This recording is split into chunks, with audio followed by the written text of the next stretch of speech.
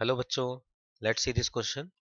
It says that two projectile of same mass and with same velocity are thrown at an angle 60 degree and 30 degree with the horizontal, then which will remain the same?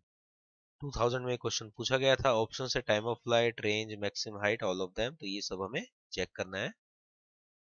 इस question के लिए हमारा की concept होगा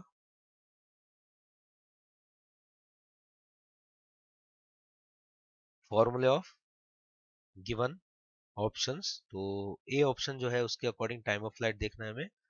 तो हम formula लगाते हैं 2u sin थीटा अपॉन जी. दो प्रोजेक्टाइल है, फर्स्ट और सेकंड, दोनों प्रोजेक्टाइल के लिए हम चेक करेंगे. सो फर्स्ट प्रोजेक्टाइल के लिए मैं T1 लिख देता हूँ. 2u sine 60 degree divide by G. इसको सॉल्व करेंगे. 2u अपॉन जी इंटू साइन 60 हो जाएगा √3/2. सेकंड प्रोजेक्टाइल के लिए अगर देखें तो it will be 2u sine, second जो एंगल है वो दिया हुआ है 30 डिग्री. तो ये आया u बाय जी. तो यहाँ पर दो एंगल है हमारे पास. फर्स्ट हमें 60 डिग्री लेना है, सेकंड हमें 30 डिग्री लेना है. टाइम का अगर चेक करेंगे तो यहाँ पर दोनों टाइम अलग अलग है. So T1 is not equal to T2. इस टाइप से फर्स्ट ए ऑप्शन जो हमारा है वो तो रिमेन सेम पूछा था ना, इसमें ए ऑप्शन रॉन्ग हो जाएगा. नेक्स्ट है range of the projectile. Range का फॉर्मूला होता है U square sine 2 theta upon G. तो साइन 2 थीटा अपॉन जी करेंगे तो फर्स्ट ऑफ ऑल यहाँ पर क्वेश्चन में एंगल हमें 60 लेना है.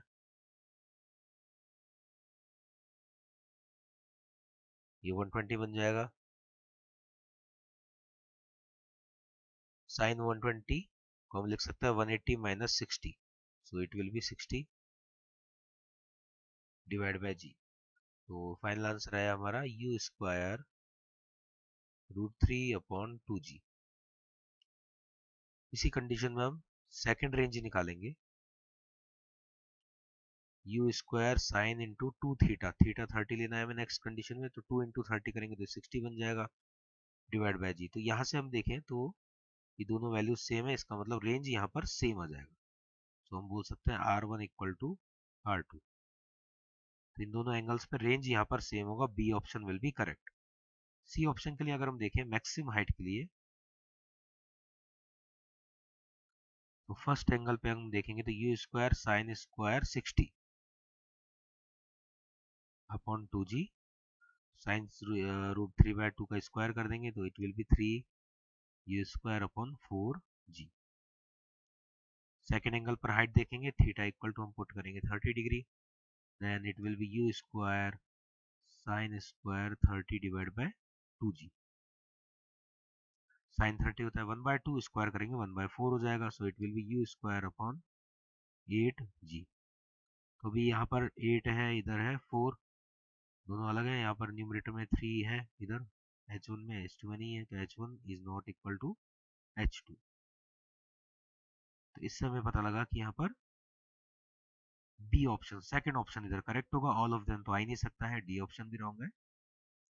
Range of the projectile will be correct. इसी क्वेश्चन को अगर हम एक थोड़ा सा अगर हमें याद हो एक ट्रिक, तो थीटा और 90 माइनस थीटा ये दो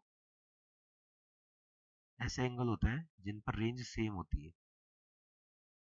तो ये अगर हमें ट्रिक याद है, कॉन्सेप्ट याद है, तो हम यहाँ डायरेक्ट सोच सकते हैं कि एक एंगल है 60, दूसरा 30 है.